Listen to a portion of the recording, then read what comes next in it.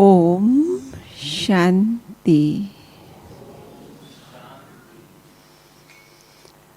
अलबेलेपन का त्याग करके पुरुषार्थ की स्पीड में, या कहे पुरुषार्थ को फास्ट गति की प्रेरणा देने वाले शिव बाबा के नूरे रतन हमारे आदरणीय राजयोगी डॉक्टर सचिन भाई जी हम सबके बीच में हैं। हम एक हाथ हिलाकर आपका स्वागत करते हैं, सत्कार करते हैं, अभिनंदन करते हैं। डायरेक्ट अव्यक्त बाप दादा की नज़रों से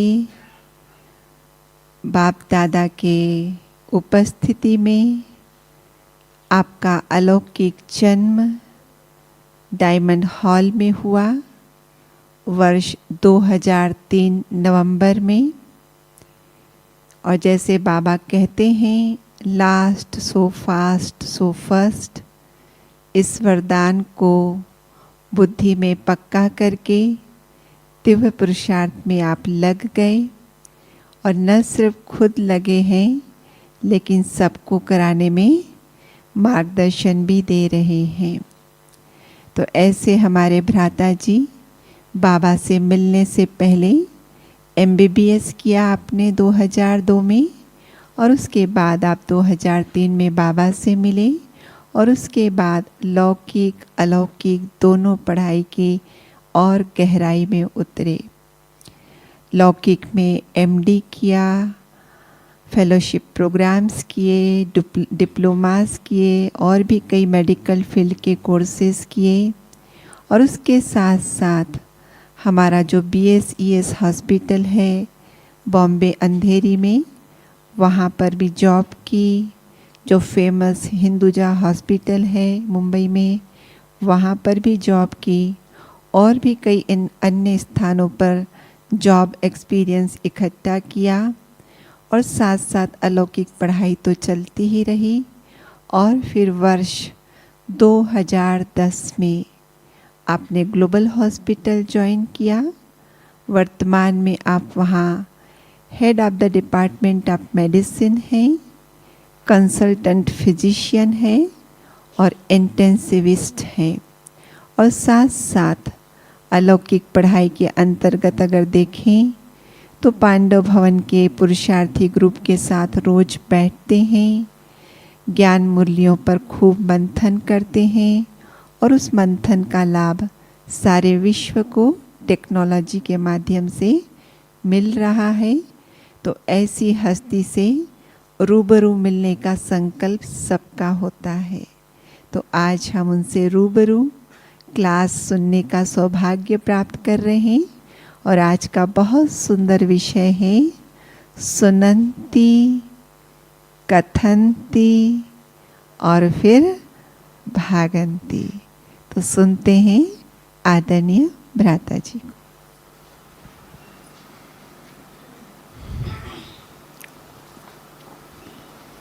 ओम शांति।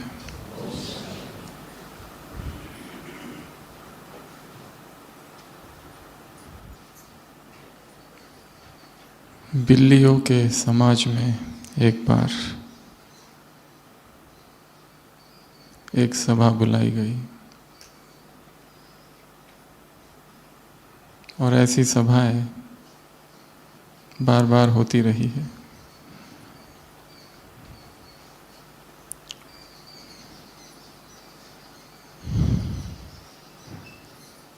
उन्होंने ये सोचा कि संसार के जितने चूहे हैं वो हमारे हैं, वो हमारा भोजन है।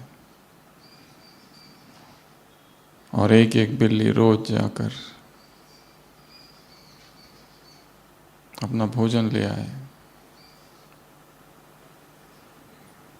और जैसे ही ये महाप्रलयंकारी खबर चूहों को मिली, तो चूहों ने भी अपनी एक मीटिंग बुलाई। क्या किया जाए, यदा यदा ही धर्मस्य कितना सहन करें बिल्लियों का आतंक। तो चूहों ने बहुत चिंतन मनन किया, क्या किया जाए, कैसे बिल्लियों से मुक्त हुआ जाए। और एक नन्हे से चूहे ने एक प्रस्ताव रखा कि क्यों ना हम बिल्ली के गले में घंटी बांध दें।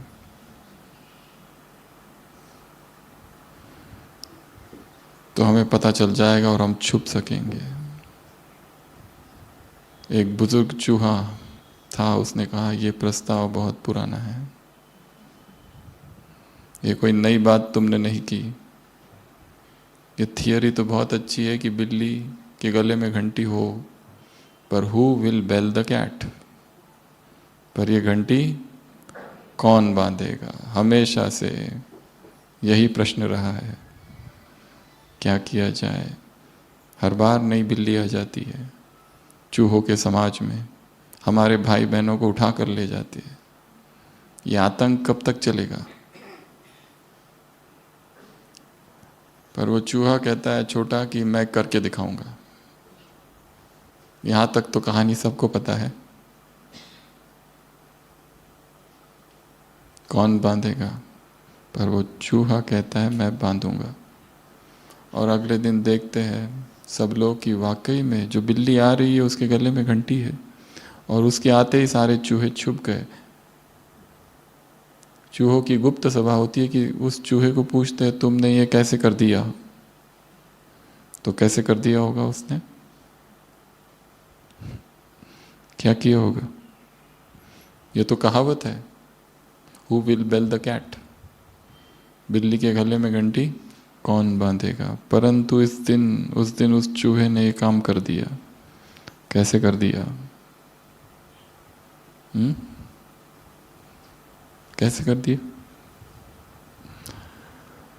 वो कहता है मैंने एक युक्ति लड़ाई है। बाजू में जो मेडिकल स्टोर है उसके मालिक को मैं जानता हूँ, मैंने वहाँ से नींद की गोलियाँ ले ली और जो बिल्ली है उसके दूध में गोलियां डाल दी और बिल्ली को नींद आ गई। बस उसी समय मैंने घंटी डाल दी, बांध दी। रोते बैठने से कुछ नहीं होगा, कंप्लेन करने से कुछ नहीं होगा, बुद्धि लड़ानी होगी। जीवन की परिस्थितियां भी ऐसी ही है। केवल भक्ति करने से कुछ नहीं होगा, प्रार्थना करने से कुछ नहीं होगा, अनुनय विनय करने से कुछ नहीं होगा, इससे उससे पूछ के कुछ करने से कुछ नहीं होगा। खुद बुद्धि लड़ानी होगी। हर परिस्थिति एक पजल है जिसे हमें सॉल्व करना है। जो भी परिस्थिति आ रही है, जैसी भी परिस्थिति आ रही है, उसको एक रहस्य की तरह देखना है, एक मिस्ट्री है। और हर एक जो यहाँ बैठा है, हर एक के जीवन में अलग अलग परिस्थितियां हैं।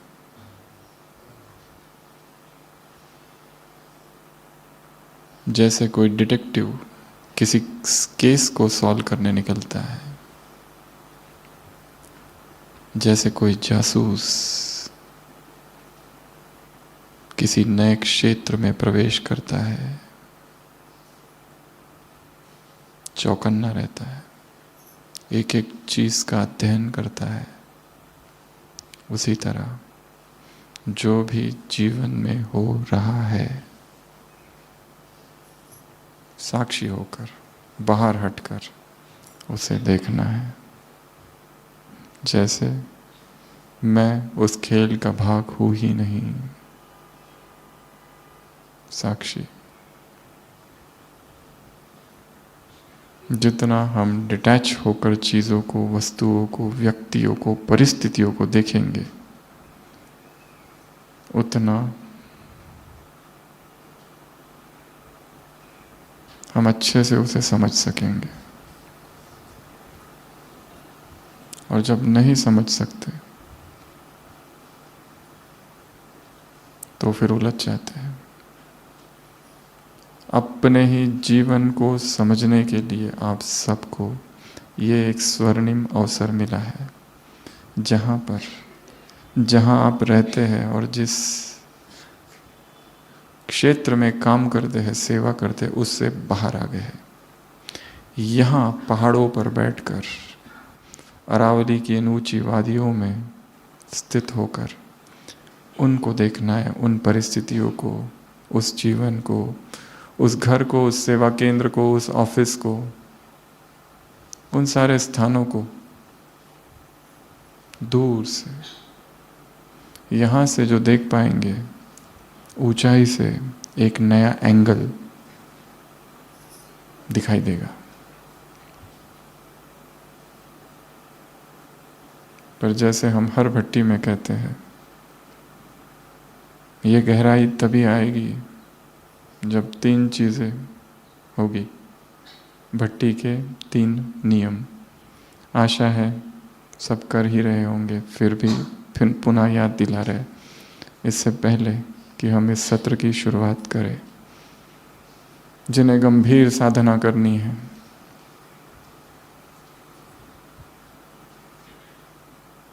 और इन 3 दिनों में यहाँ से कुछ लेकर जाना है। पहला नियम, मोबाइल स्विच्ड ऑफ, बंद कर दो। जैसे इस संसार से कट ऑफ। जब भट्टी पूरी होगी 3 तारीख, तब उसको खोलना। तब तक इस संसार के किसी व्यक्ति से कोई संपर्क नहीं। जो प्रशासन में है, जिन्हें सबको संभालना है, उन 1-2 लोगों की बात छोड़कर बाकी सब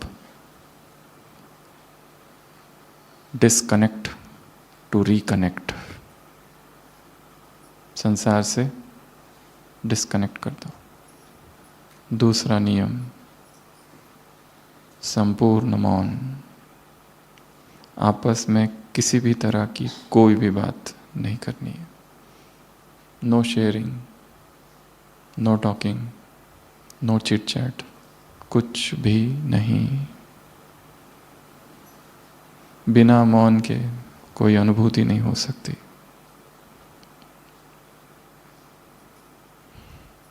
यहाँ पर आए हैं तपने के लिए। यहाँ पर आए हैं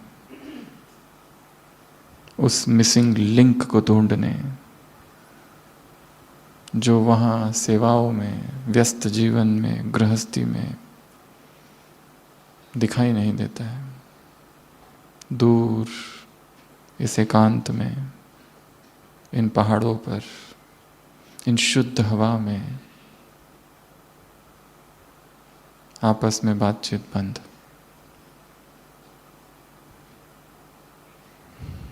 बातचीत करते करते तपस्या नहीं हो सकती। हाँ, थोड़ा बहुत अनुभव हो जाएगा, एंटरटेनमेंट हो जाएगा। यहाँ से जाएंगे, वहाँ सेवा केंद्रों पर जाकर अनुभव ज़रूर सुनाएंगे, हमने ये किया, हमने वो किया, पर उसका प्रभाव कुछ दिन चलेगा बस, और केवल यादगार रह जाएगी। That's it. एक मनोरंजन मात्र। इतनी दूर आए हैं, चुप।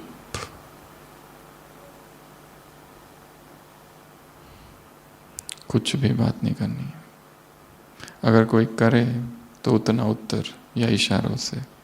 और हर एक को ये भी लक्ष्य रखना है कि हमें दूसरों की साधना भंग नहीं करनी है उससे बात करके। ये भट्टी का दूसरा नियम। तीसरा, इस कैंपस से कहीं बाहर नहीं जाना। बंद कर दो अपने आप को। अपना कमरा, dining, meditation hall, Om Shanti भवन, 4 धाम, बस। गहरा ऑपरेशन करना है मन का। चेतन में जो है वो केवल एक हिस्सा है, 9 हिस्सा नीचे दबा है सब कॉन्शियस माइंड में। अब चेतन में, भीतरी मन में वो क्या क्या है हमें भी नहीं पता, कितने जन्मों का है। ऊपर से सब कुछ दिख रहा है, सफाई हो रही है निर्विकारिता की, परंतु भीतर कचरा भरा है, सूक्ष्म विकार भरे हैं, किसी के प्रति घृणा, कोई वासना अचानक नहीं निकल आती है कभी भी बाहर। वो थी इसलिए तो आई। वो भय है, क्यों है पता नहीं।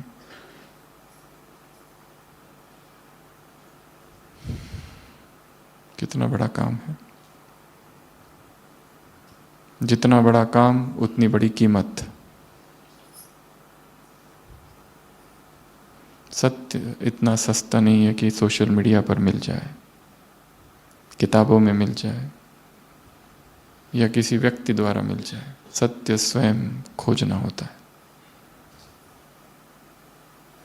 सत्य अनुसंधान है, रिसर्च।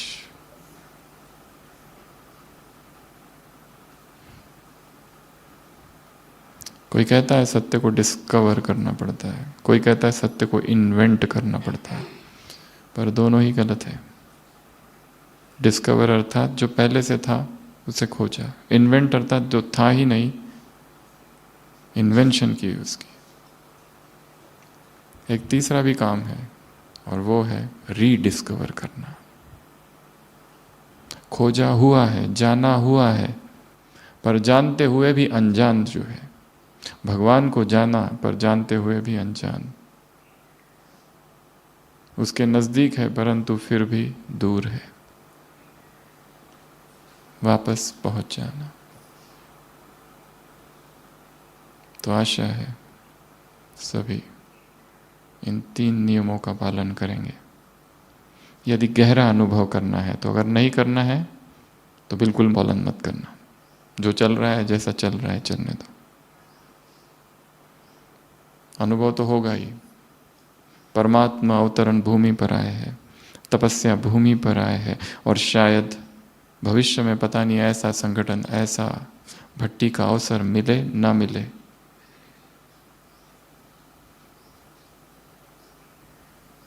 और मिला भी तो मधुबन में मिलेगा, पांडव भवन में पता नहीं।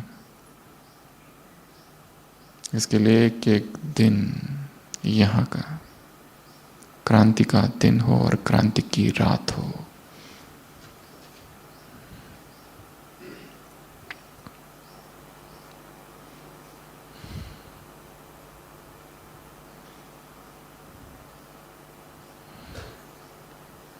मुरलियों में आता है कितने बच्चे थे, खून से लिख कर दिया, आज है नहीं। जो ध्यान में जाते थे, ट्रांस में जाते थे, आज है नहीं। जिनको बाबा ने अलौकिक नाम दिए, अव्यक्त नाम दिए, वो भी चले गए। जब यज्ञ में बेगरी पाठ आया, सुविधाएं कम हो गई, छोड़कर चले गए। और जो गया वो कभी वापस नहीं आया। आया तो बहुत रेयर। एक माता से हम मिले थे कभी, वो 5 साल से ज्ञान में थी, उसकी उम्र 80 वर्ष होगी। उसने कहा मैं मम्मा की स्टूडेंट हूँ। आई, मम्मा की स्टूडेंट बनी, कुछ साल में ज्ञान छोड़ दिया, संसार में चली गई। शादी, बच्चे, पोते, और अभी फिर से ज्ञान में आ गई। सोचती है, कहती थी, पता नहीं बुद्धि कैसे फिर गई उस समय। आज मैं कहाँ से कहाँ होती और संसार की वासनाओं के चक्की में पिसती गई। गृहस्थ, झंझटें, व्यापार, कहाँ फंस गई, होश ही नहीं रहा, और अभी वापस ज्ञान में है 5 साल से। इसलिए मुरलियों में आता है, आते बहुत है, सुनंती, और फिर दूसरों को सुनावंती। मुरली सुनंती, मुरली पढ़ंती, मुरली पढ़ावंती, सेवा करंती, दूसरों को ज्ञान में लावंती।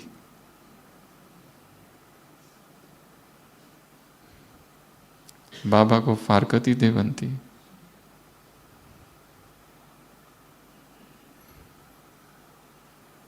भागंती, मरंती।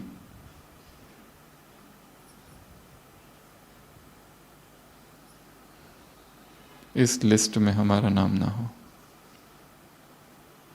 और बाबा की ये जो शब्द है, इसके 3 अर्थ है।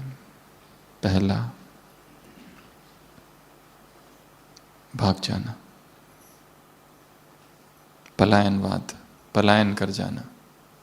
इसका मतलब केवल ये नहीं कि यज्ञ से ही बाहर चले जाना, यज्ञ में रहते हुए भी यज्ञ से पलायन, यहां रहते हुए भी भागे हुए है। औपचारिकता निभा रहे हैं, अमृत वेला दिखाई देते हैं, मुरली में दिखाई देते हैं, शरीर मन संसार में है, भागना। दूसरा अर्थ है सुनंती, कथंती, भागंती। सुनते हैं, दूसरों को सुनाते हैं, परंतु खुद फॉलो नहीं करते। और तीसरा अर्थ है भागंती का, डर जाना, डरे हुए रहना।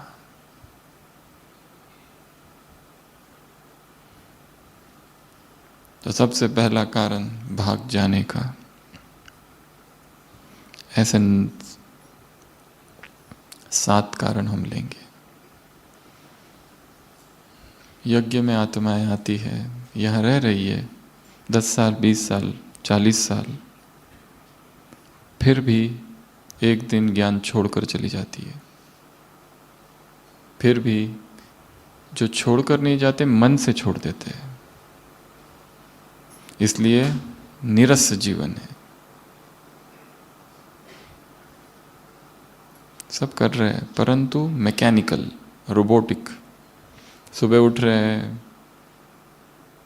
अमृत वेला कर रहे हैं, फिर मुरली क्लास जा रहे हैं, उसमें लिख रहे हैं, क्या लिख रहे हैं पता नहीं, पर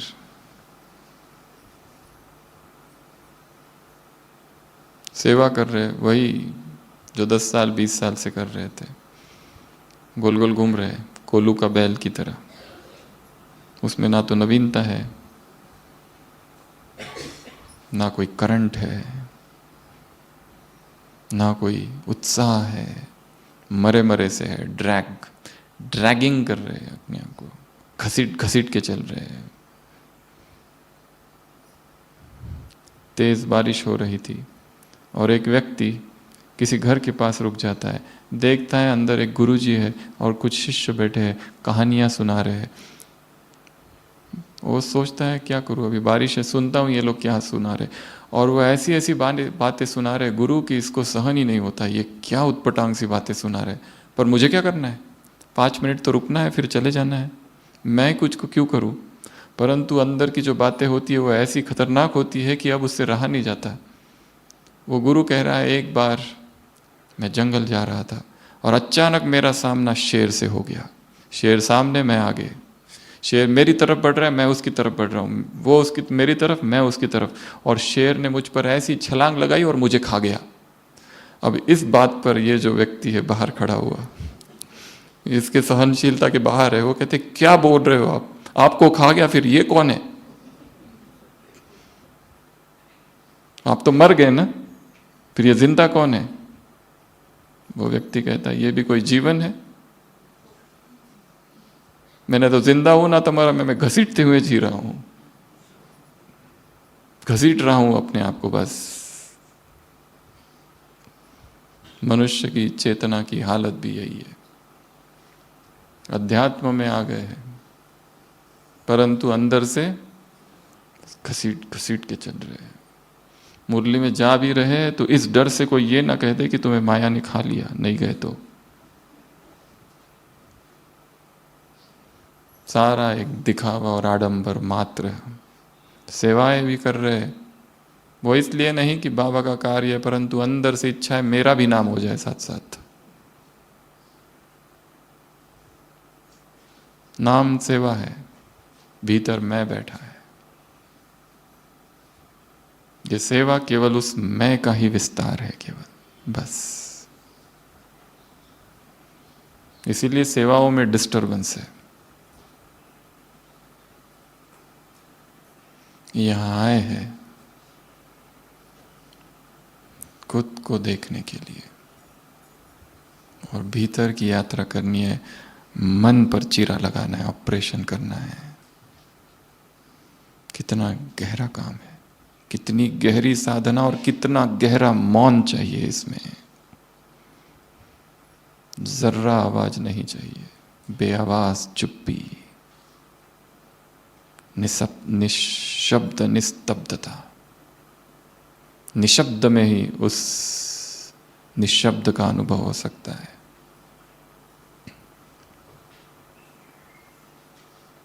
मौन एक साधना है, एक तपस्या है। पर मौन का अर्थ ये नहीं बोलना ही नहीं। मौन अर्थात स्वचिंतन, मौन अर्थात आत्मचिंतन, मौन अर्थात सिंहावलोकन। हिंदी मराठी में शब्द है सिंहावलोकन, अर्थात सिंह जो होता है वो पीछे मुड़कर देखता है। शेर होता है ना, वो पीछे मुड़ता है। रेट्रोस्पेक्शन। इस भट्टी में आए हैं दो काम करने। पिछले 6 मास में जो कुछ हुआ है उसको साक्षी होकर देखो, और यहाँ से जाने से पहले जो करना है उसकी प्लानिंग बनाकर जानी है। जैसे हम हर भट्टी में सभी से कहते हैं कि ये जो भट्टी है केवल और केवल तैयारी है, ये सार्वजनिक भट्टी है। इस सार्वजनिक भट्टी का रूपांतरण यदि व्यक्तिगत भट्टी में नहीं हुआ तो यहाँ आना केवल मनोरंजन मात्र है, बस। वापस अपने स्थान पर कब पहुंच रहे सभी? 2 तारीख फिजिकली पहुंच कब रहे? 2 तारीख 3, यहाँ से निकलने की डेट नहीं, पहुंचने की 3। तो आपकी भट्टी चालू होगी 4 तारीख से, ठीक है? 21 दिन की भट्टी, 21 डेज भट्टी। ये सार्वजनिक है, वो व्यक्तिगत होगी। ये प्रकट है, वो गुप्त होगी, किसी को नहीं बताना है। उसका टॉपिक आज रात, कल दिन भर, कल रात, परसों रात, इन 2-3 दिनों में सुबह 2 और 5 के बीच बाप दादा द्वारा हर एक को व्यक्तिगत रूप से दिया जाएगा। इसलिए बहुत सो लिए। सुबह भी मुरली में था। ऐसा अवसर फिर नहीं मिलेगा। कल का उठने का टाइम 1:45 बजे, ठीक है? सभी का 1:40, ताकि 20 मिनट में तैयार हो जाओ। पर उसके लिए जल्दी सो जाना पड़ेगा। सुबह उठने की 2 ही विधियां हैं, एक जल्दी सोना और दूसरा रात्रि भोजन त्याग, या फिर जो नहीं कर सकते वो कम, थोड़ा सा। योग के लिए 2 बातें खाली चाहिए, बुद्धि और पेट। भरा भरा पेट, नशा, नींद, भारीपन, ऊर्जा देह में बहती रहे। Food obstructs the life energy, रोक देता है। शरीर पचाने में, खाने में और फेंकने में बिजी हो जाता है। चिंतन का काम कब करेगा? जागरण का काम कब करेगा? लोगों को नींद आती रहती है। भट्टी में हम देखते हैं उठते हैं, बातें करते करते अपने कमरे से यहाँ तक पहुँचते हैं, दरवाजे के बाहर तक बातें चालू रहती है दो माताओं की। अंदर आते हैं, फिर बड़ी मुश्किल से 45 मिनट्स योग और फिर वापस अपनी बातें चालू। ये बीच में योग का डिस्टरबेंस हो गया उनकी बातों में।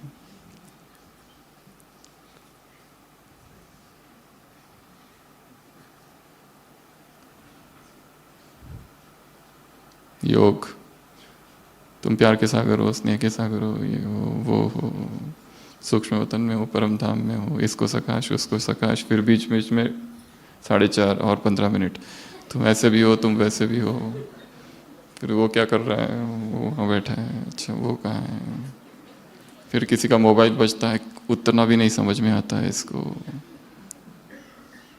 इसकी बाद में क्लास कराएंगे। और फिर ट्रैफिक कंट्रोल का गीत, चलो काम पूरा हुआ, अभी सीधा 7 बजे, अगली नींद का समय 7 बजे, आंखें खोलकर। ऐसी दिनचर्या चालू है, इधर भी चलती है। क्यों? क्योंकि उधर का ही इधर लेके आते हैं। उधर की दिनचर्या से फ्री होने के लिए 2-3 दिन लगता है लोगों को, तब तक जाने का समय आ जाता है। इसके लिए कहा ये भट्टी केवल एक पूर्व तैयारी है। रियल भट्टी जो चालू होगी 4 तारीख, नोट करके रखना है, 4, 5, 6 हर दिन का चार्ट रखना है। टॉपिक जिसका ब्रह्मचर्य लड़खड़ा रहा है वो ब्रह्मचर्य पर भट्टी करेंगे। उन 21 दिनों में ब्रह्मचर्य के अतिरिक्त और कोई टॉपिक नहीं पढ़ेंगे। जिनके संबंधों में कड़वाहट है वो संबंधों पर भट्टी करेंगे। जिनके स्वभाव संस्कार में कोई गड़बड़ है, रोने की आदत है,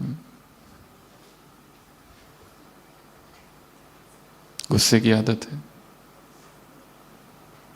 जीवन को इतना व्यस्त कर दिया है कि ज्ञान योग के लिए समय ही नहीं है, उनको अपना दिनचर्या सेट करना है। भोजन पर बिल्कुल भी नियंत्रण नहीं है, खाओ खाओ, उनको भोजन की भट्टी करनी। हर एक को अपनी अपनी अलग अलग, जिनकी बीमारियां हैं शरीर में, ढूंढना है ये क्यों है बीमारी, कुछ तो कर रहे हैं जो गलत है, प्रकृति के विरुद्ध है। 3 प्रकार के नियम है। पहला सरकार के नियम, सब लोग फॉलो करते हैं। क्यों? सबसे ज्यादा कौन सा नियम फॉलो करते हैं? सरकार के। क्यों? पुलिस पकड़ लेती है, तुरंत दंड होता है।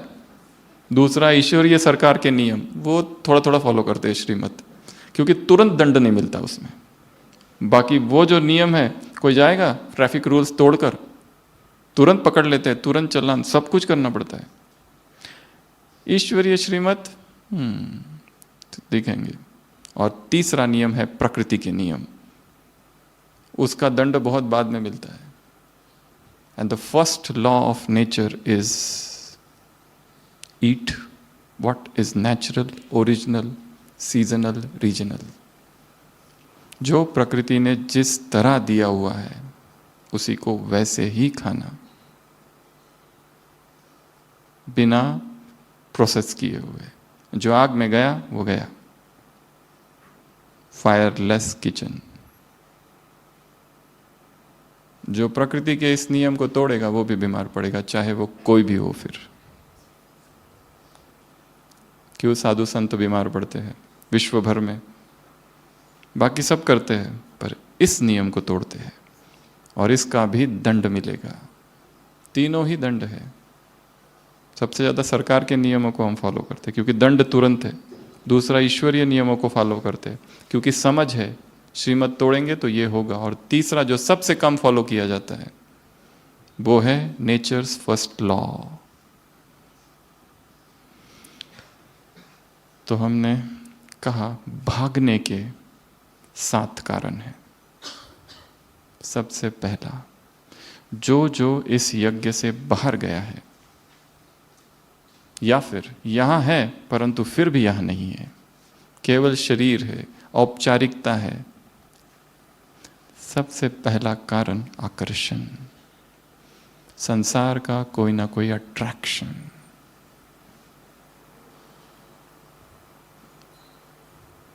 कुछ करना था, ज्ञान मिल गया, इधर आ गए, पर वो जो इच्छा थी वहाँ की, वो अब भी है। संसार का ऐसी कोई बात है जो खींचती रहती है, और वो ही आकर्षण एक दिन इस यज्ञ से बाहर ले जाता है। कितनी सारी माताएं हमको मिलती हैं, कहती है क्या करे। एक माता वो कहने लगी, मेरा बेटा कुमार, उसी ने हम सबको ज्ञान में लाया, 6-6 मास मधुबन में आता था, सेवा करता था, इतना अनन्य कुमार, बाहर का मेरे हाथ का भी खाना बंद कर दिया था, उसी की वजह से हम लोग सारे ज्ञान में आए। फिर धीरे धीरे पता नहीं क्या हुआ, कुसंग में चला गया, सेंटर पर जाना छोड़ दिया, और फिर शादी कर ली, यहाँ तक भी ठीक, पर अब तो रोज दारू पीता है। वो भी नहीं, वो पत्नी को मारता है, बच्चों को मारता है, पत्नी छोड़कर चली गई है, बच्चे मेरे पास है, अब मैं क्या करूं।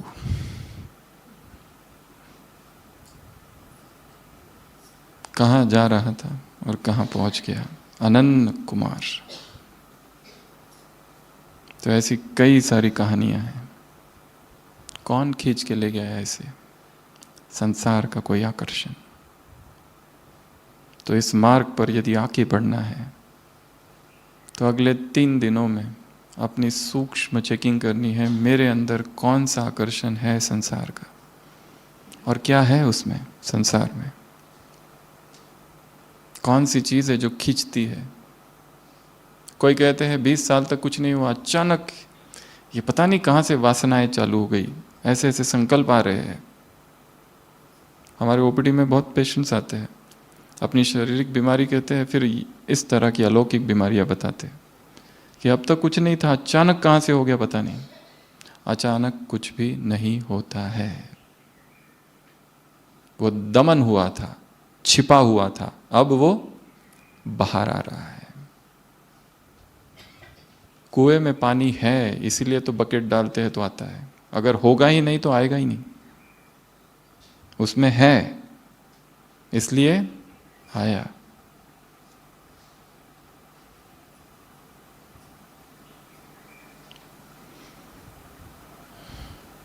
अट्रैक्शन।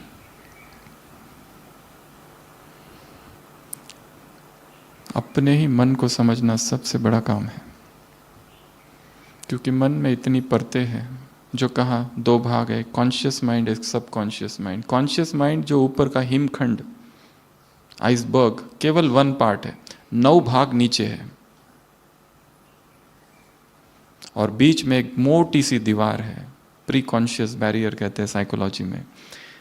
कॉन्शियस माइंड से सब कॉन्शियस तक पहुंचना ही बड़ा मुश्किल काम है। हम सामान लेते हैं, मैं ये हूँ, मैं वो हूँ, केवल कॉन्शियस माइंड में, बाहरी मन में घूमते रहता है, अंदर कुछ भी नहीं होता। मैं ये करूँगा, मैं वो करूँगा। लोग मधुबन में आते हैं, इतनी बड़ी बड़ी प्रतिज्ञा करके जाते हैं, और वहाँ जाने के बाद पता नहीं क्या हो जाता है, क्योंकि वो प्रतिज्ञाएं केवल ऊपर ऊपर है। इसलिए ये भी लक्ष्य रखना है इस भट्टी में, या फिर जो आपकी रियल भट्टी चालू होगी 4 तारीख से 21 दिन की, कि मुझे ऐसा पक्का काम करना है कुछ, अब कच्चा वाला नहीं, परमानेंट।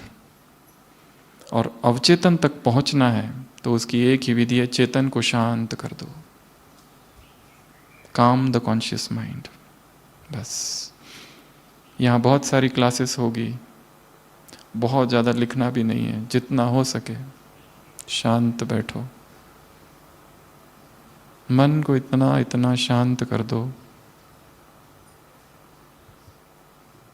हजारों प्रश्न है मन में, इससे पूछूं, उससे पूछूं, इससे मिलूं, उससे मिलूं। हमारे जीवन के किसी भी प्रश्न का उत्तर किसी के भी पास नहीं है। वो जो उत्तर देंगे उसमें से 10 नए प्रश्न खड़े होंगे। प्रश्न ही नष्ट हो जाए, ये है विधि। प्रश्न ही गिर जाए, प्रश्न ही ना बचे, दिस इज द मेथड। प्रश्न का उत्तर नहीं होता है, प्रश्न ही खत्म हो जाए, समाप्त।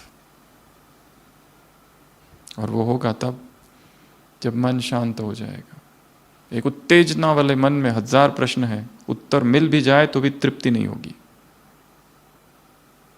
केवल एक ऊपर ऊपर की संतुष्टता कि हमने इनको पूछा और उनको पूछा और उन्होंने कहा उत्तर, हमको लगा बहुत अच्छा है, हम करेंगे, 4 दिन किया फिर फेल।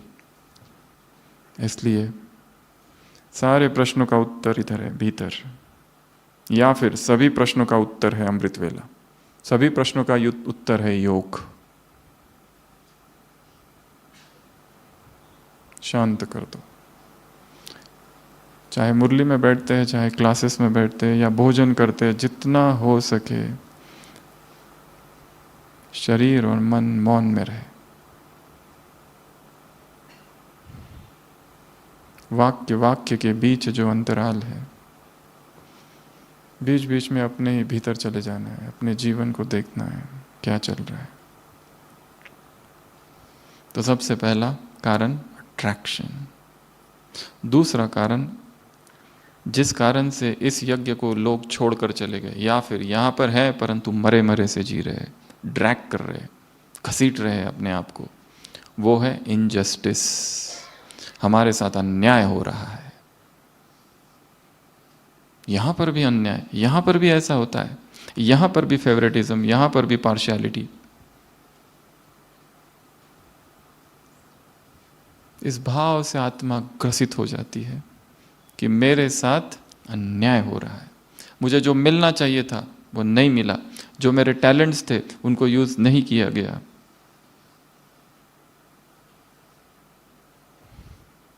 परमात्मा न्याय का सागर है।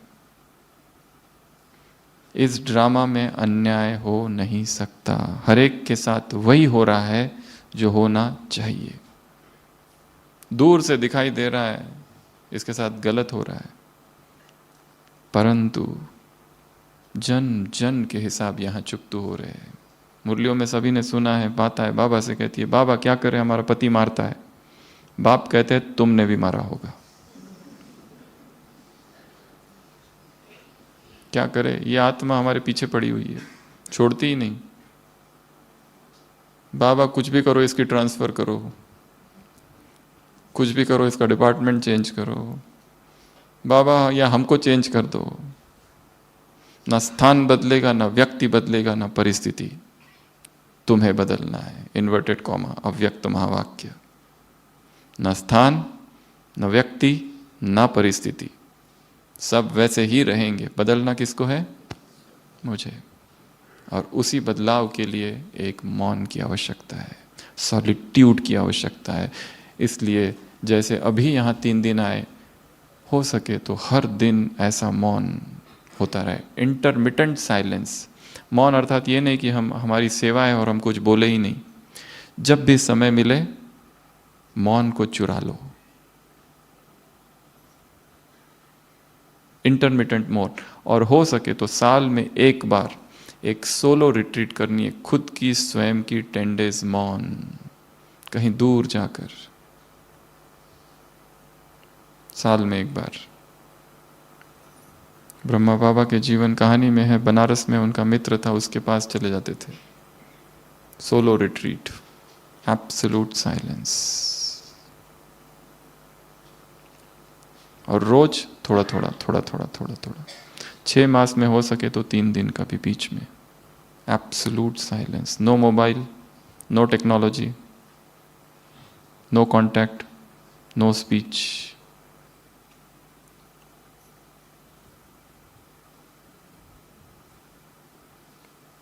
तो अन्याय यहाँ हो नहीं सकता। हमको लगता है अन्याय हो रहा है क्योंकि हम अपनी छोटी छोटी आंखों से, ट्यूब्यूलर विजन से देख रहे हैं। कृष्ण निंदा घड़ली म्हणून महार जन्म प्राप्ति। शायद किसी जन्म में कृष्ण निंदा हुई होगी, इसीलिए इस जन्म में ये छोटी जाति का मिला है जन्म। जन जन के हिसाब, हमने पता नहीं कितने लोगों को दुख दिया है इस जीवन में, नहीं किसी और जन्म में। हमारे जन जन के दुश्मन हमारे व्हाट्सएप के ग्रुप्स में हैं। हमारे जन जन के दुश्मन हमारे घर में, पति पत्नी बच्चा, वो जो छोटा सा बच्चा आता है घर में, पालने में है कितना निरागस, पर उसके हाथ में एक तलवार होती है। किस लिए आया है? चुकतू करने। बच्चे का जन्म होता है, माँ बाप को बताते हैं, गरीब है बेचारे, बेटे के छाती में छेद है। 5वें दिन पता चलता है, डॉक्टर कहता है अब अर्जेंट ऑपरेशन करना है, 5 लाख लगेंगे। माँ बाप के पास कुछ भी नहीं है, कहाँ से लाए इतने लाख? कर्जा, ये वो, दिन रात माता वो पिता काम करते हैं, कैसे भी करके 5 लाख जमा करते हैं। बच्चे का ऑपरेशन होता है, 5 दिन का बच्चा, ऑपरेशन हुआ, ऑपरेशन के दूसरे दिन डेथ। किस लिए आया था? किस लिए आया था? लेने आया था कुछ। उसी तरह ऐसी बहुत सी आत्माओं को से हमने कुछ लिया है, वो वापस लेने आई है, वापस दे दो। इसलिए इस ड्रामा में अन्याय नहीं है, जो हो रहा है वही सत्य है। परंतु ये बड़ा कठोर वाक्य है, इसको स्वीकार करने के लिए बड़ी गहरी समझ और मौन चाहिए। ऊपर ऊपर से तो सभी को पता है, पर अंदर से थोड़ी मानता है मन। तो सेकंड, और ये जब होता है, कुछ लोग तो ये छोड़कर ही चले जाते हैं। XBK, उनका भी एक ग्रुप है, वो भी मिलते हैं आपस में, और जो जा नहीं सकते वो यहीं रहते हैं, परंतु मरे मरे से दुखी, उदास, जी रहे पर नहीं जी रहे, वही घूम रहे गोल गोल, अमृत वेला उठते, मुरली करते, सब करते हैं, पर कोई चैतन्य नहीं है। पुरुषार्थ खो गया है। हाँ, जब दूसरों को देखते पुरुषार्थ करते हुए तो कहते हैं हाँ हम भी किसी समय ऐसा पुरुषार्थ करते थे, हम सेम सेम सेम 2 बजे उठना, मुरली लिखना, डिस्कशन करना। अरे अब क्या हुआ? हम करते थे, कहानी हो गई पास्ट की, अभी संपूर्ण बन गए।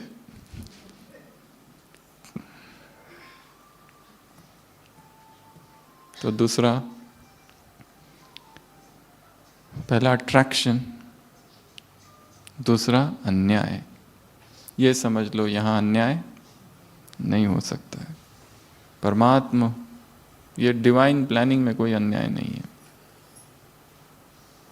बाबा, सबने सुना भी होगा, एक माता बाबा के पास आई और कहती है कि बाबा मैं क्या करूँ, इतना बड़ा पाप मुझसे हुआ। पार्टीशन हुआ 47 में, बहुत हंगामे हुए, बहुत दंगे हुए, हिंदुओं ने मुस्लिमों के घर जलाए, मुस्लिमों ने हिंदुओं के घर जलाए। वो माता कहती है मेरे से एक ऐसा पाप हुआ है बाबा, मैं क्या करूं। जब मेरे घर में आग लगी थी, मेरे छोटे छोटे 2 बच्चे थे, और घर में आग लग गई, मैं थी और वो छोटे बच्चे, एकदम ही छोटे। तो मैंने अपने आप को उन दोनों बच्चों के ऊपर खड़ा किया और कूद कर बाहर आ गई, खुद को बचाने के लिए। और मेरे वो जो 2 बच्चे थे वो मर गए या मार दिए मैंने। पर क्या करूं, मुझे समझ में नहीं आया कैसे खुद को बचाऊं। आग ही आग पूरे घर में, इतना भयंकर दृश्य था। और वो कहती है कि उसके बाद मैं ज्ञान में आ गई, और पर आज तक भी मुझे बेचैनी है, पाप है, पाप की भावना है, एक आत्मग्लानि, एक गिल्ट कॉन्शियसनेस है कि मैंने अपने दोनों बच्चों को अपने ही हाथ पैरों से कुचल कर, दबा कर, मार के मैं अपने आप को बचा लिया। मैं क्या करूं?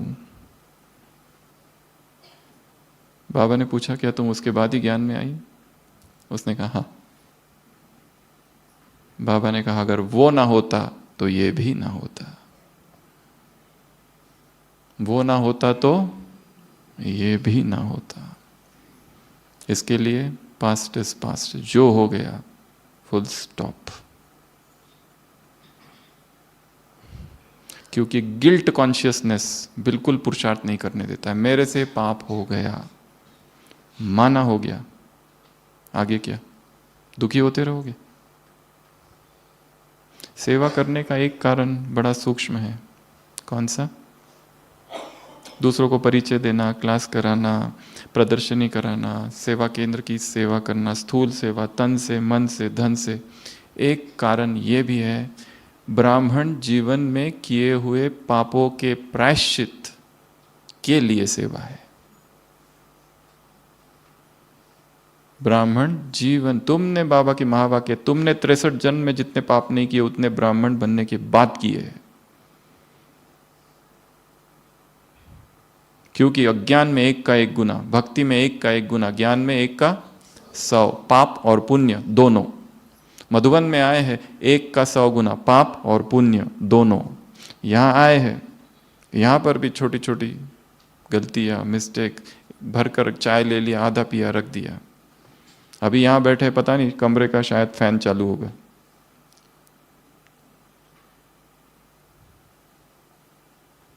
भगवान की अवतरण भूमि में आए हैं, एक एक रोटी जो तोड़ी है उसका हिसाब देना पड़ेगा। जो वेस्ट किया है उसका हिसाब देना पड़ेगा। इसके लिए जो हो गया ड्रामा कल्याणकारी था, फुल स्टॉप। ये गिल्ट कॉन्शियसनेस पुरुषार्थ नहीं करने देगी।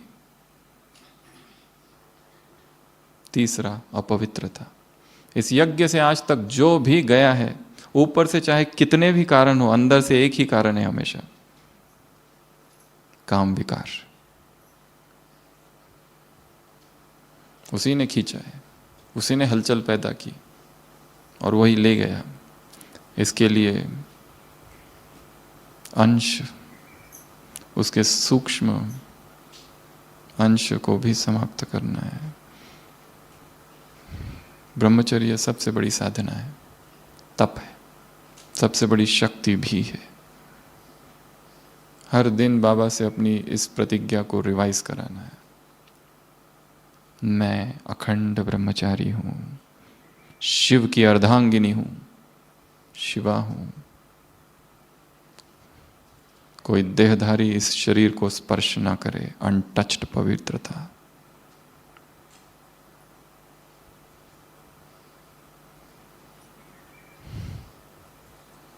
तो प्यूरिटी चेक करना है, अपने प्यूरिटी के चार्ट को चेक करना है, पिछले 6 मास में कैसी रही। यदि स्वप्न में भी डिस्टर्ब हो रही है, भंग हो रहा है ब्रह्मचर्य, तो क्यों? वो कौन सी वासना है अंदर अब भी? और उससे भागना नहीं है, उसको देखना है आंखों में आंखें डाल के, क्या है, what is it, what is it, क्या सुख है उसमें? सुख है अल्पकाल का, सुख है फ्रस्ट्रेशन के साथ मिलावट, मिला हुआ सुख है, सुख है क्षणिक, सुख है परंतु सुख कम, डिसेप्शन ज्यादा है, धोखा है उसमें। किससे आसक्ति रखे, किससे प्रेम करे? इस संसार में हमारा सगा कोई भी नहीं है, सभी धोखा देंगे। आज जो हमें लगता है हमारा है, वो केवल एक भ्रम है, भ्रम मात्र, कोई किसी का भी नहीं है।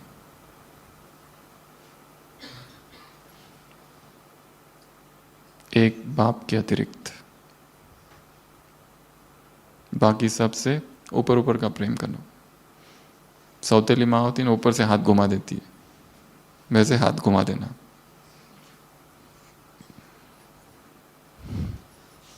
प्रभु प्रेम की उपमा दांत के दर्द से की गई है। टूथेक हो रहा हो, पेन किलर नहीं लो, सब कुछ करते हुए ध्यान कहाँ रहता है? यहाँ। पेन किलर नहीं लेना, देखो सारा ध्यान इधर ही रहता है। उसी तरह परमात्मा याद हो, सारा दिन भर सब कुछ कर रहे हो, याद यहाँ।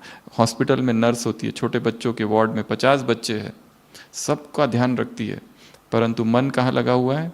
उसका अपना बेटा जो घर पर है।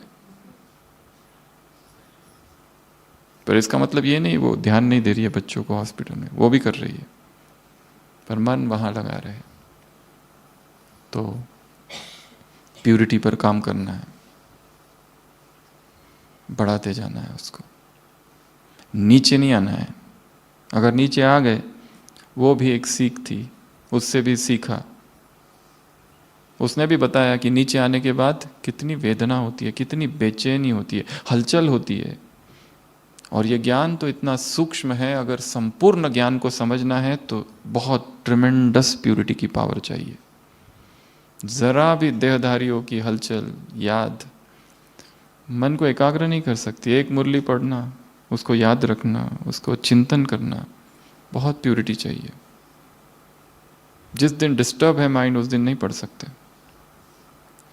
तो इम्प्यूरिटी। चौथा कारण जिस वजह से यज्ञ छोड़कर आत्माएं चली जाती है, एडजस्ट नहीं हो पाती है। ये डिपार्टमेंट में आए, ये डिपार्टमेंट ठीक नहीं, फिर दूसरा डिपार्टमेंट, फिर तीसरा डिपार्टमेंट, ये सेंटर, फिर वो सेंटर, फिर तीसरा सेंटर, फिर चौथा सेंटर। यहाँ ये ठीक नहीं, वहाँ वो ठीक नहीं, ये स्थान ठीक नहीं है, वो स्थान चलो, शांतिवन छोड़ो, फिर पांडव भवन, फिर ज्ञान सरोवर, फिर हॉस्पिटल, फिर और कहीं, फिर और कहीं, और लास्ट में अभी घर पर।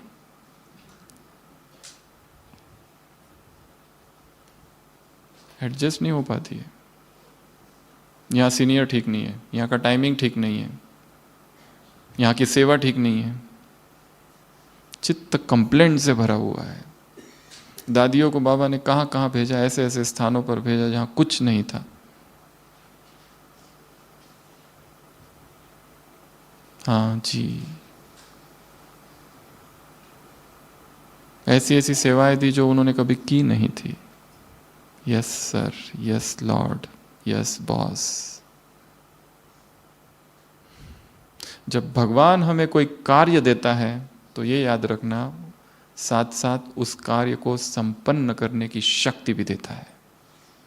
यदि हम हाँ कह दे, तुरंत ना कह दिया तो शक्ति नहीं आएगी, फिर ब्लॉक।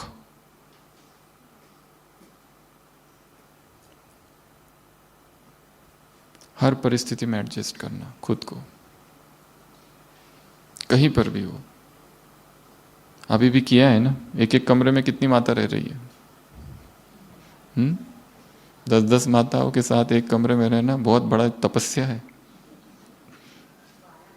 12 एक को खिड़की चालू, एक को बंद। एक का 10 बजे रात को फोन आता है, तब हमें नींद लग गई थी, उसके फोन की वजह से जाग गए। कोई आता है पैर को पैर मार कर जा रहा है, कोई बाथरूम में चला गया है, 1 घंटा हो गया, ठक ठक ठक ठक, वो कहता है रुको रुको, निकलता ही नहीं। बड़ा काम है, बड़ा पुरुषार्थ है ये। परंतु जहां पर भी हो शांत। दिल्ली में कमला नगर में दादी गुलजार रहते थे, माताएं आती थी दूर दूर से, और एक बस आती थी, उसका टाइम फिक्स था। कुछ माताएं आई और वो 1 मिनट की वजह से बस मिस हो गई। वो क्लास में 15-20 मिनट दूसरी बस से आई और लेट पहुंची। दादी को मिले, दादी से कहा, दादी देखो हमारी बस मिस हो गई, ये हो गया वो हो गया, क्या करें, ऐसा नहीं होना चाहिए था, पहली बार हुआ। दादी ने कहा ठीक है। वहाँ जो बैठे थे ना दूसरी बस का इंतज़ार करते हुए, वहाँ बाबा की याद में बैठो। और तुम जो आए हो ये मत समझो कि तुम्हारे मार्क्स कम हो गए, मार्क्स फिर भी जमा हो गए, पहुंच गए ना यहाँ तक।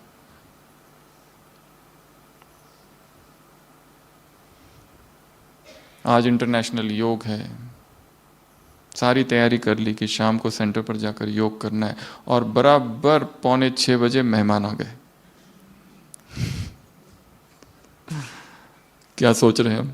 अब उनको कहें कि जाओ,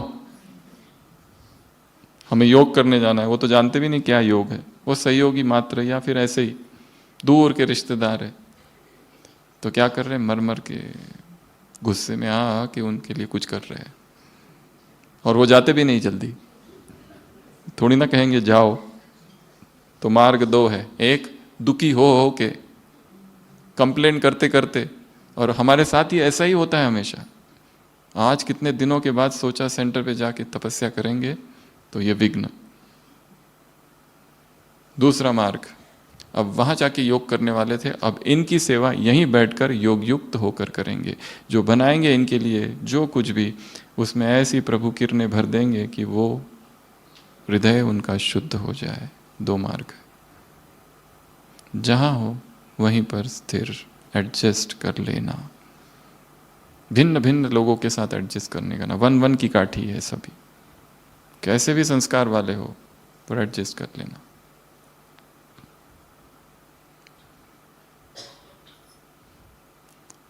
पांचवा, अपरिपक्वता।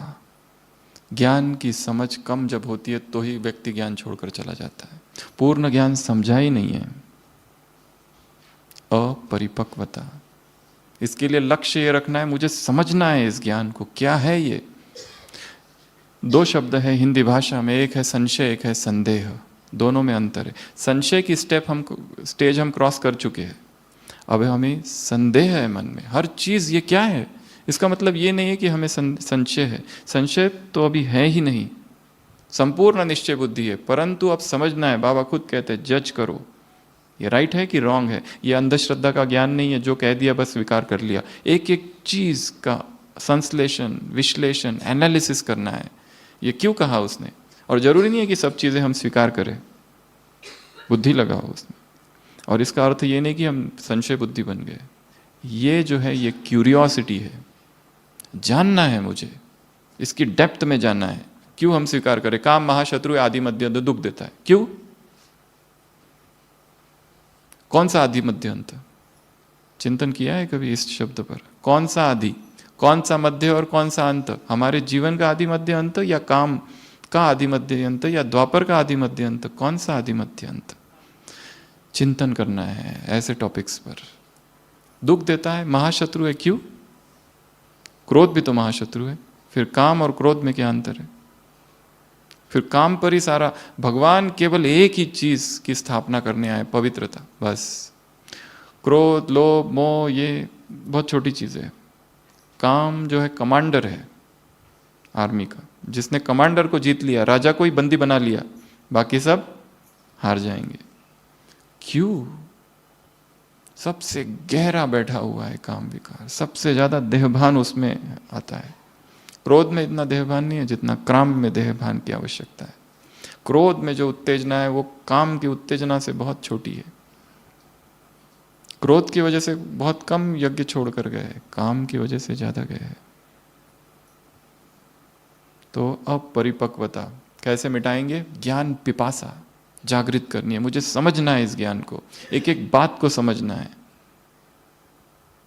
वाक्य को, वाक्यार्थ क्या है, शब्दार्थ क्या है, गुणार्थ क्या है, भावार्थ क्या है, ये चारों चीजें समझनी है। मुरली पढ़ ली, एक लाइन पढ़ी, शब्द का अर्थ क्या है, वाक्य का अर्थ क्या है, गुण अर्थ क्या है, भाव अर्थ क्या है, भाव क्या है उसका, चारों चीजें।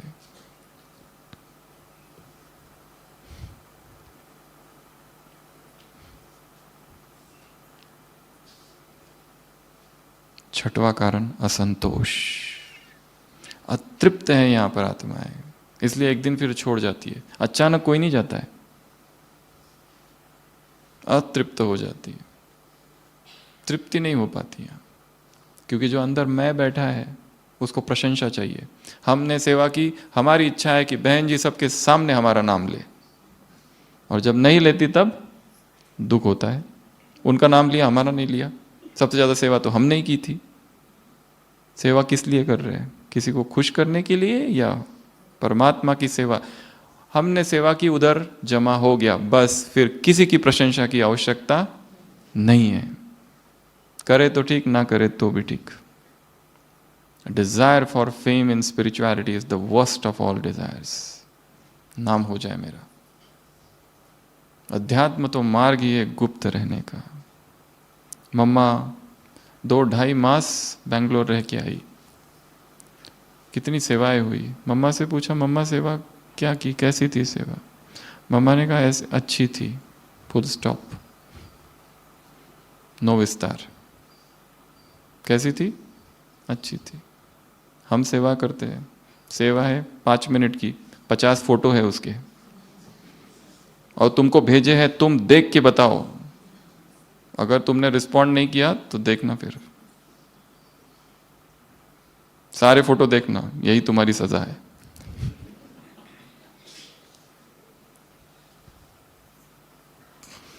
इतनी सी सेवा, इतना विस्तार, इतना उसका वर्णन।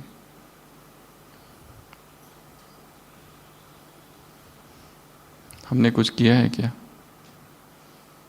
संगम पर जो हो रहा है परमात्मा कार्य चल रहा है, हमारी शक्ति ही नहीं है। असंतोष क्यों है, वाई डिससैटिस्फैक्शन। स्थान अच्छा नहीं है, व्यक्ति अच्छे नहीं है, सेवा अच्छी नहीं है, टाइमिंग अच्छा नहीं है, जॉब अच्छा नहीं है, क्या? या मैं ही अच्छा नहीं हूं? कारण को ढूंढना है, नहीं तो ये अतृप्ति एक दिन यहां से बाहर ले जाएगी। कईयों को हमने देखा है हॉस्पिटल में शरीर छोड़ते हुए, कईयों को देखा है शरीर छोड़ते हुए जो बाबा की याद में, मौन में, दादियों को देखा है कैसे शरीर छोड़ दिया, आराम से निकल गई आत्मा। और कईयों को ऐसे भी देखा है जिन्होंने दिन रात यज्ञ की सेवा की, पर ज्ञान के लिए समय नहीं था, योग के लिए समय नहीं था, केवल सेवा सेवा सेवा सेवा सेवा। और फिर एक दिन बीमार पड़ गए, और बीमार पड़ गए तो फिर कोई सेवाधारी आया और वो सेवाधारी चला गया, और फिर कोई नहीं था बीच में, और फिर इतना फ्रस्ट्रेशन, यहाँ तक कि एक आत्मा को तो हमने ऐसे देखा जितने 40 साल तक दिन रात सेवा की। वो कहने लगा अगर मैंने शादी कर ली होती तो आज बच्चे होते और बीवी होती जो मेरी देखभाल करते, जबकि उसकी सारी देखभाल हो रही है। फिर भी कितनी सेवाएं की, सब कुछ किया, बाबा की याद कहाँ है ही नहीं। एक आत्मा तो ऐसी कि जाते जाते मुझे मसाला डोसा खाना है, मसाला डोसा खाना है, और मसाला डोसा खाते खाते ही प्राण तन से निकले। बाबा था ही नहीं। वो मेरा बाबा के नारे लगा रहे थे जीवन भर, वो कहाँ चले गए?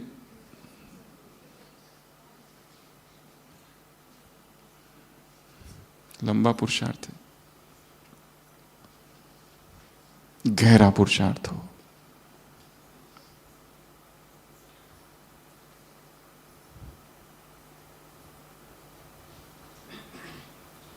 अगला,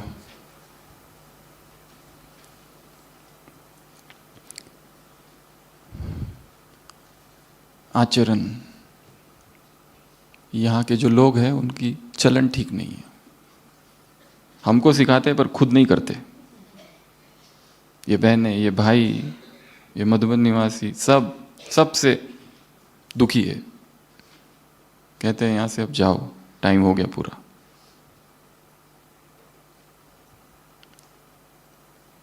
हमें किसने अथॉरिटी दी है दूसरों को जज करने की? कौन क्या कर रहा है, तुम्हें उससे क्या? और दूसरा क्या कर रहा है, क्या हम वास्तव में जान सकते हैं? कोई 40 साल से है, अभी वो ऐसा है, पर उसके साथ 40 साल की तपस्या चालू है। तुम्हारे पास क्या चालू है? कुछ भी नहीं। उनके जीवन में त्याग था, तपस्या थी। अभी शायद शारीर की कोई बीमारी आ गई या अभी कोई माया आ गई, फिर भी उनका 40-30 साल का जमा है। तुम्हारा क्या जमा है? कुछ भी नहीं। और हम कमेंट उन पर कर रहे हैं और सोच रहे ये ठीक नहीं है, इसलिए हम यहां से जाते। सुनंती, कथनती और भागंती। कितने सारे ऐसे कुमार हैं जिन्होंने उनको, दूसरे कुमारों ने जिनको उनको ज्ञान में लाया, वो आज है नहीं, वो चले गए, चतुर्भुज हो गए।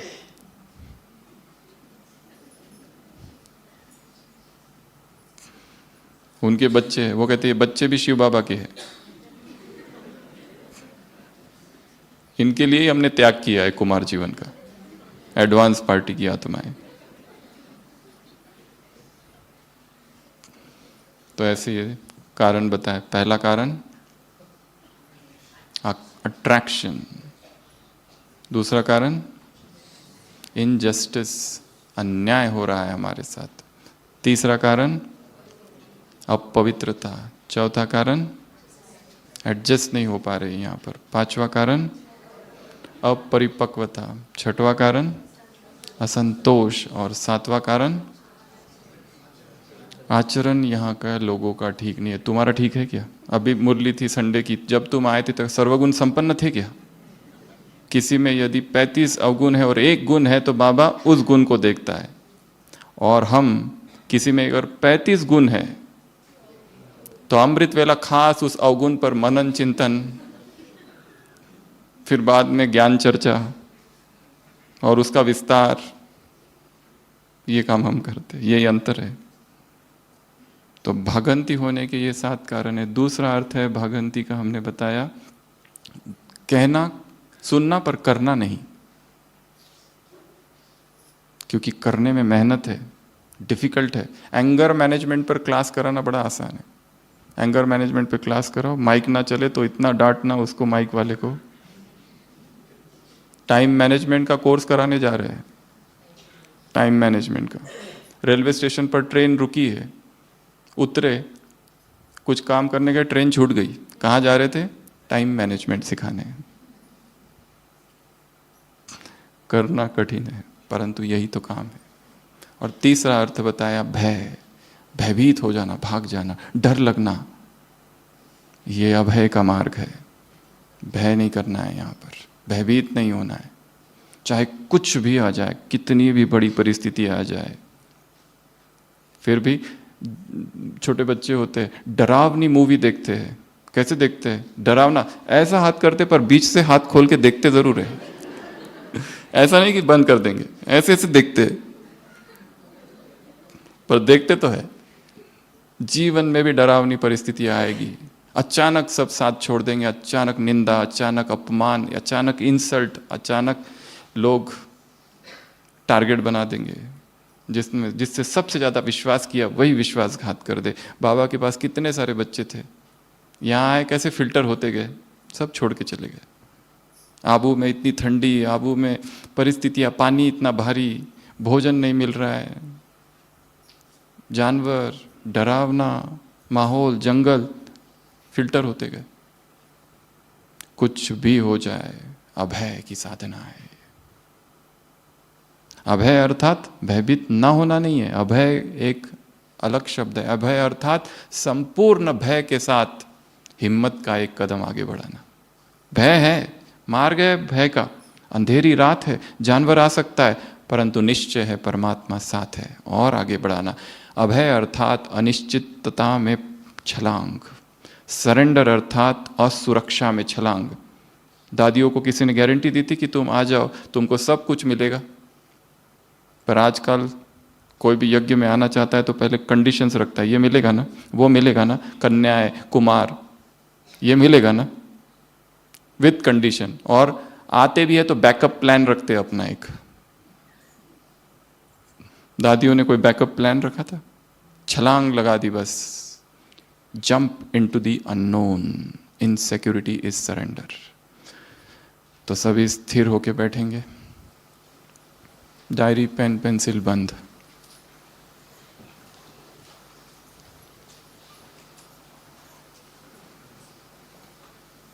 अगले 20 मिनट जरा भी हिलना नहीं है, जैसे मूर्ति, जैसे ब्रह्मा बाबा बैठे हैं, स्थिर, जैसे बुद्ध, जैसे महावीर, स्थिर। जहाँ हाथ रख दिया बस रख दिया। शरीर हिलेगा तो मन हिलेगा, आंखें हिलेगी तो मन हिलेगा। स्थिर। जो पीछे वाले सामने आके नीचे बैठ सकते हैं वो नीचे आ जाएंगे। साधना नीचे बैठकर की जाती है। साधना के लिए सबसे पहली चीज है पोस्चर। बुद्ध को देखा है किस तरह का पोस्चर है? शरीर हिलता रहेगा, मन भी हिलता रहेगा। इतना स्थिर कर देना शरीर को। साधना एक ही पोजीशन को में शरीर को 1 घंटा रखने का अभ्यास। आसनों में कहा जाता है जो एक आसन में 3 घंटा बैठ सकता है वो आसन जयी बन जाता है। नीचे नहीं बैठ सकते, चेयर पर बैठो, परंतु लक्ष्य रखो, उंगली भी ना हिले। अधिष्ठान की मुद्रा, स्थिर निष्ठा जिसको पहले कहते थे। आंखें एक जगह स्थिर कर दो। तो चले।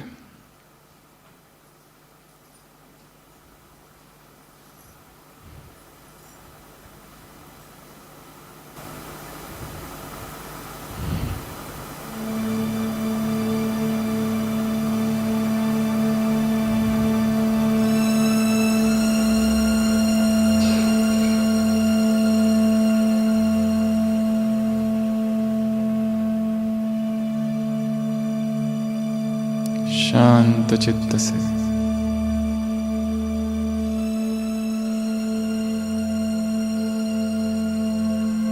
सजग चित्त से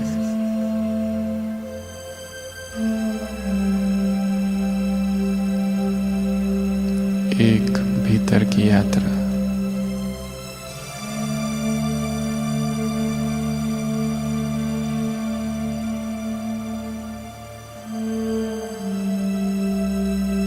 शरीर के सारे अंग प्रत्यंग शिथिल,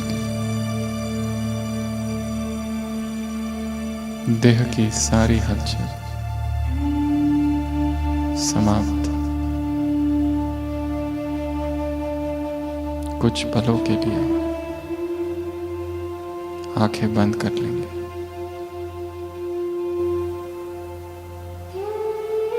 सिर के सिरे से पांव तक अपने शरीर का अवलोकन करना है।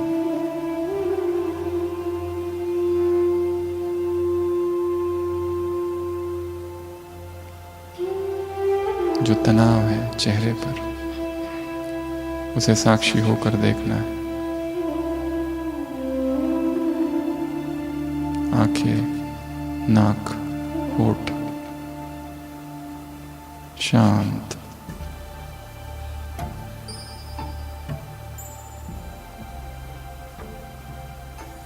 दाया कंधा, दाया हाथ,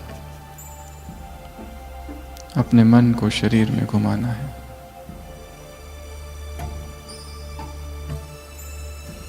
बाया कंधा, बाया हाथ, कपड़ों का स्पर्श,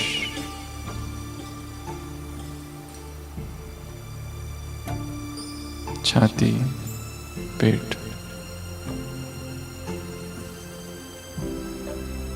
शांत, उत्तेजना रहित।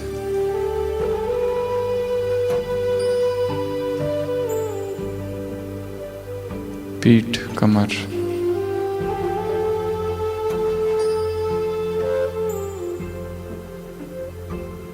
अनुभव करो किस तरह की हलचल। शरीर के ऊपर जो हलचल हो रही है वो अवचेतन मन से जुड़ी हुई है, सबकॉन्शियस माइंड से।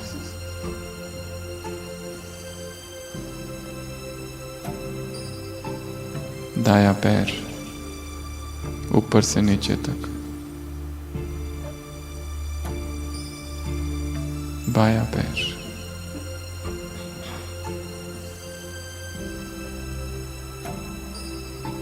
फिर से सिर के सिरे की ओर आएंगे।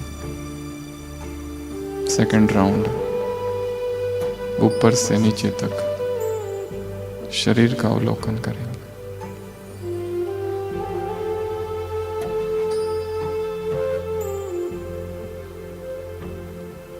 फिर से ऊपर से नीचे तक तेज गति से।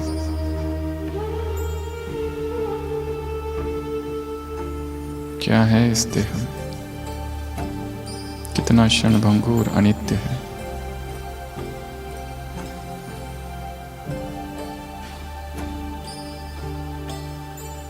संपूर्ण चेतना को भ्रुकुटी के मध्य केंद्रित।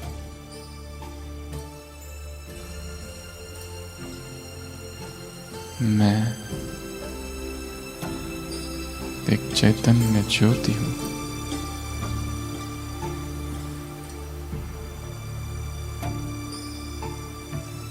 देह के भव्य भाल पर विराजमान। मन की आंखों से चमकता सितारा देखेंगे भ्रुकुटी पर।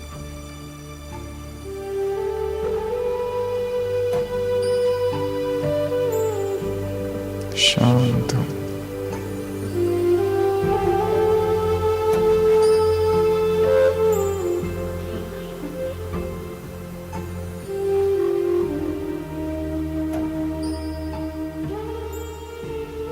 शरीर को यहीं छोड़ पहुंच गई मैं आत्मा सूक्ष्म वतन में।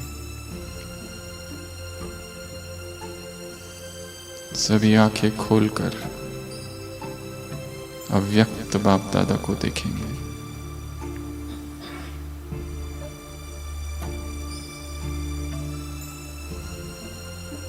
अनंत शक्तियों की धाराएं मुझ आत्मा पर बाबा से आ रही है।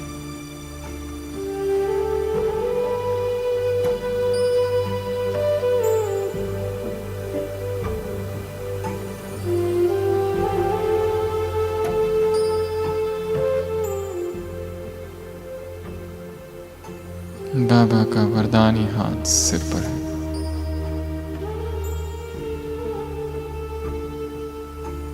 यहां से जाने के बाद जो भट्टी मेरी चालू होगी उसके लिए बाबा वरदान दे रहे हैं, विजयी भव,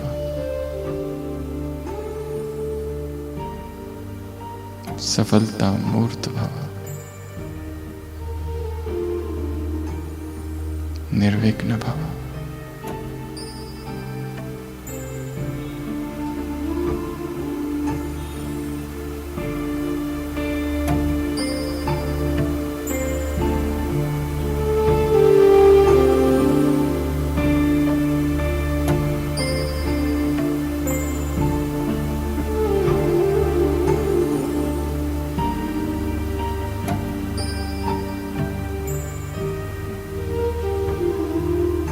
बाबा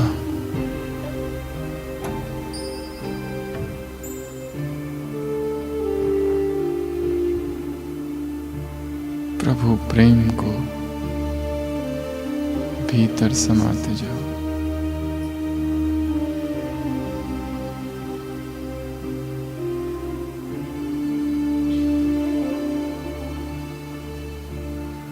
सभी आप अपने स्थान पर बिना किसी आवाज और हलचल के खड़े हो जाएंगे, बिना आवाज के, मौन, बाबा से दृष्टि लेते हुए।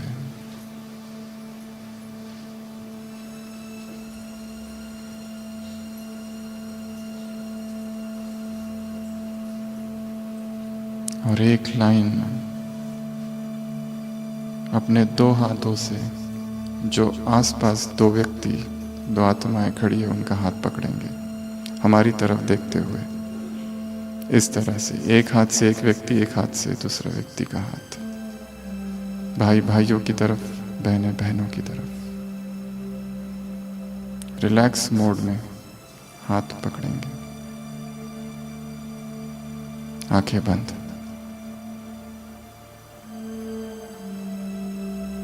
ढीले छोड़ दो दोनों हाथ, नीचे छोड़ दो और ढीले छोड़ दो और पकड़ के रहो।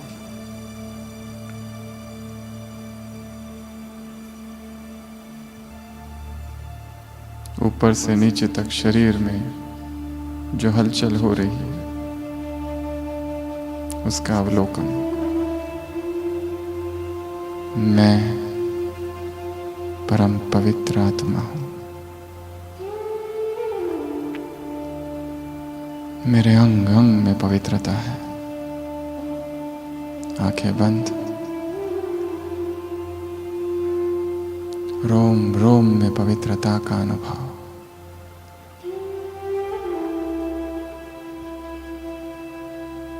मैं शिव की अर्धांगिनी हूं, शिव की जो शक्ति है मैं हूं।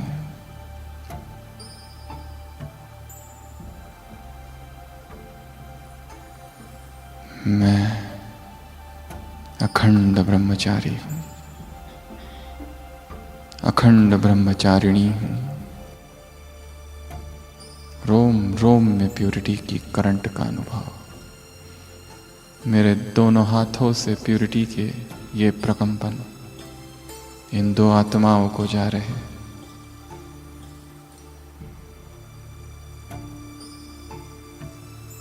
मेरे दोनों हाथों में इन दो आत्माओं की पवित्रता प्रवेश कर रही है। पूरे देह में एक नवीनतम ऊर्जा, एक एक अंग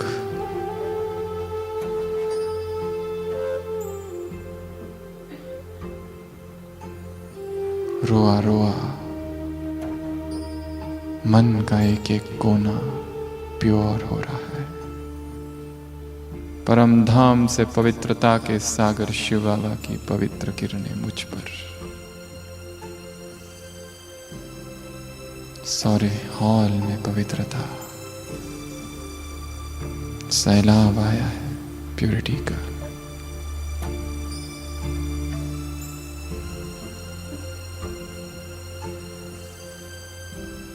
सारी अपवित्रता नष्ट हो रही है, सारे विकार वासनाएं भस्म हो रहे।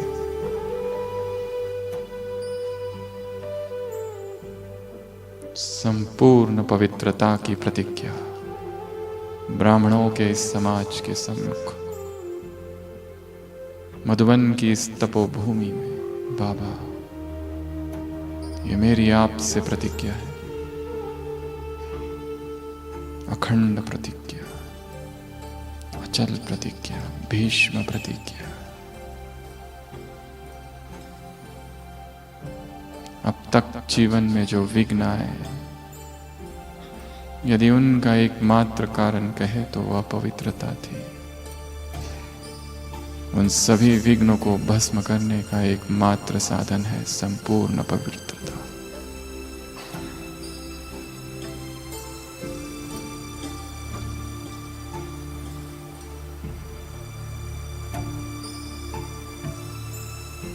प्यूरिटी का एक वर्तुल,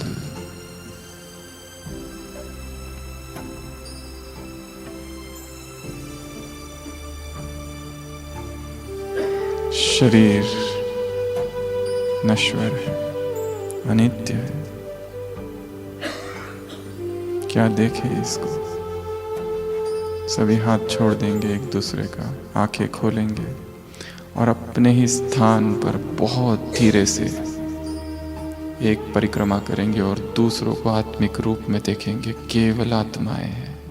धीरे धीरे घूमेंगे अपने ही स्थान पर, क्लॉकवाइज, एंटी क्लॉकवाइज, बहुत धीरे।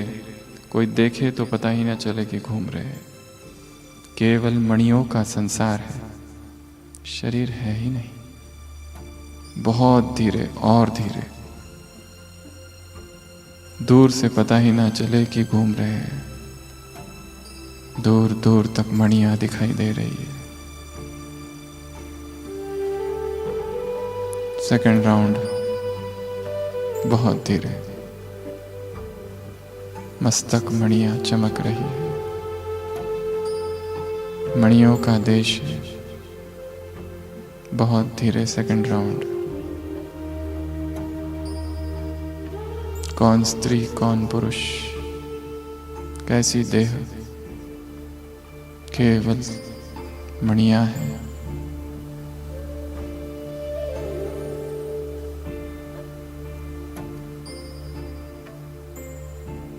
धीरे धीरे थर्ड राउंड, दीवारों को, हवाओं में, धरती को पवित्रता की किरणें देते हुए सारे विश्व के ग्लोब पर खड़े हैं। सारे विश्व की तरफ नजर। 3 राउंड के बाद मौन में नीचे बैठ जाएंगे, बाबा से दृष्टि लेते हुए, बिना आवाज के।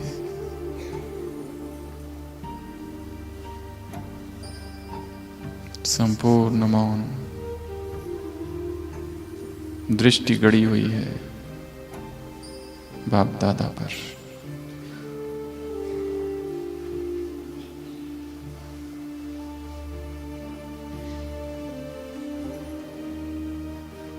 ब्रह्मचर्य की प्रतिज्ञा,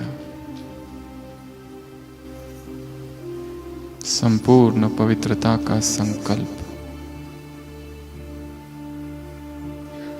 और बाप दादा के दृष्टि का मिलन हो रहा है। बाबा अपलक दृष्टि,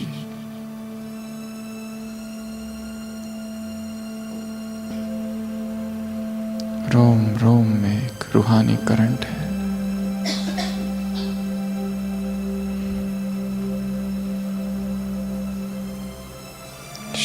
की अनुभूति।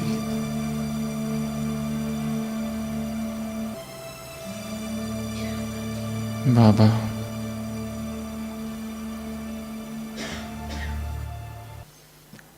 तो अवश्य ही सुनंती कथंती भागंती वाली स्थिति से बचने के लिए, पुरुषार्थ को फास्ट करने के लिए